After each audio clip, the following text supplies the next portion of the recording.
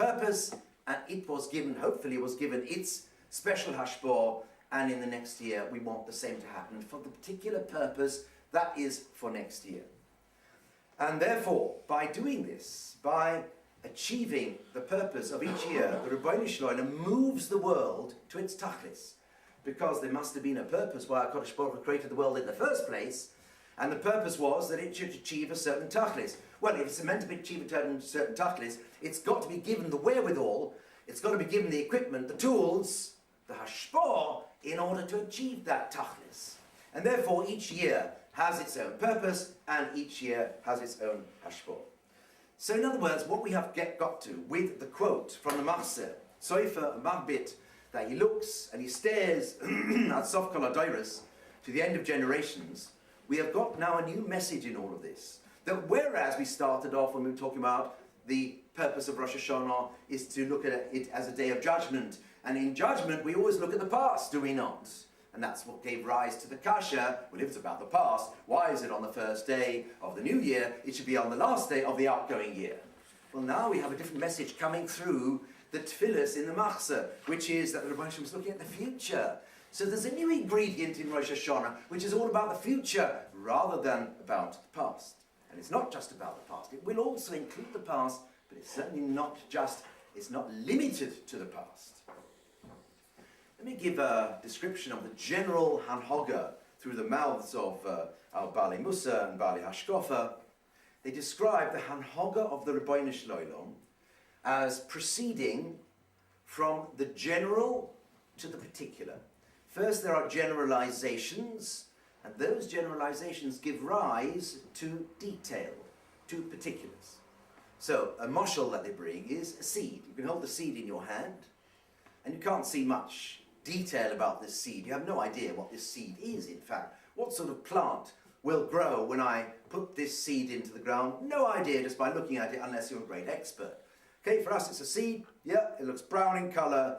It's very nice, but nothing at all. You put it in the ground, and slowly, as this plant grows, you see all the detail coming out.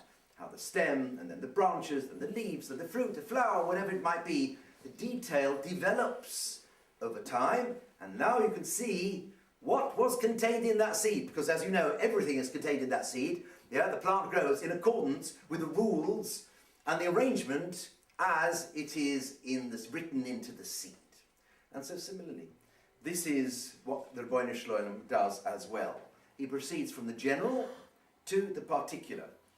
And we're going to describe in a few moments about the Ramban and the Lagon of how they describe it. I want to give a moshel first before we go into that. But this is the point, that everything was there at Maaseh Bereshis, and you need thousands of years to see the detail. But all that detail that happened was all there and all encoded at Maaseh Bereshis. Let me give a moshel. Hope it will help and not complicate matters.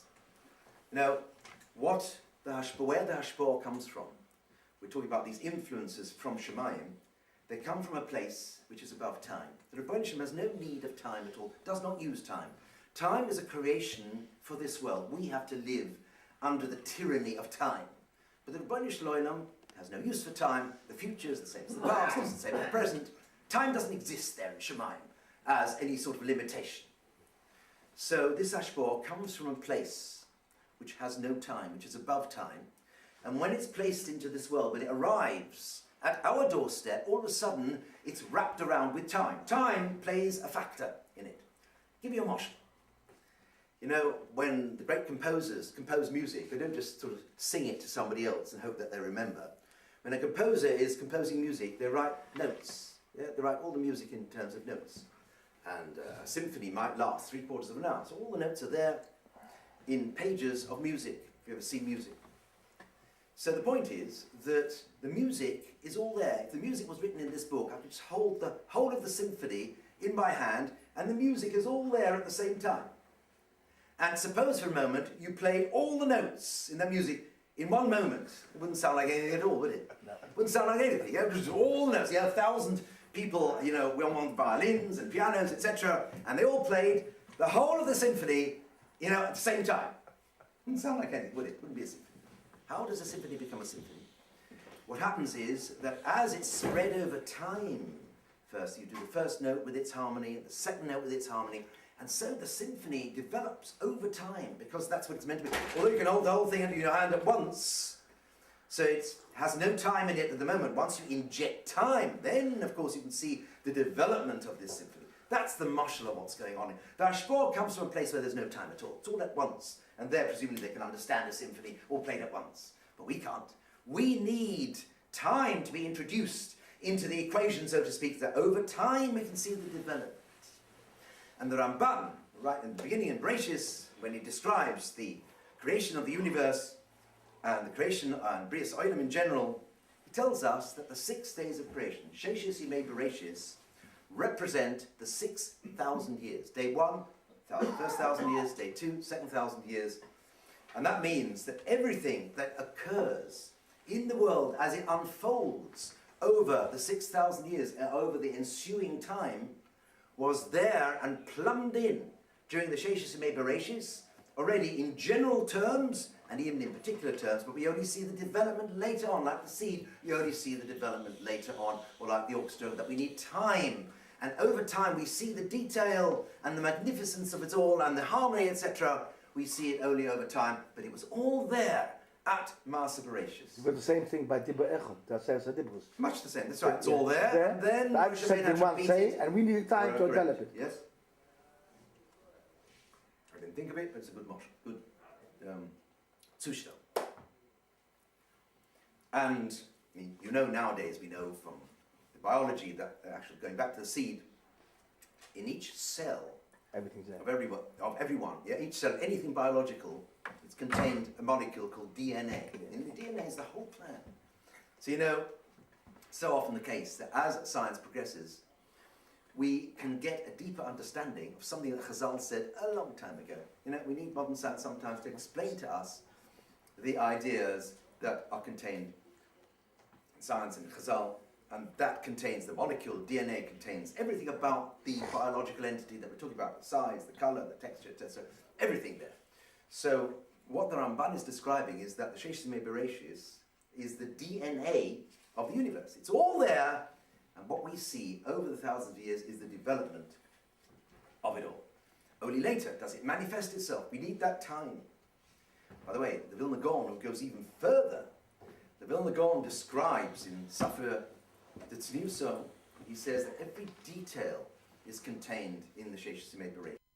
Every animal, every blade of grass, and of course every human being, is all there in Sheshis Yimei Bereshis, and it develops over time later on. He even says that if you could read the Torah, if you could understand the Torah as it contains Ramozim, we could even find out when Mashiach would come by looking at Shabbos, by looking at the seventh day of creation, and he explains that in Kabbalistic terms that we would be able to divine the time of Mashiach. Not our business, I suppose.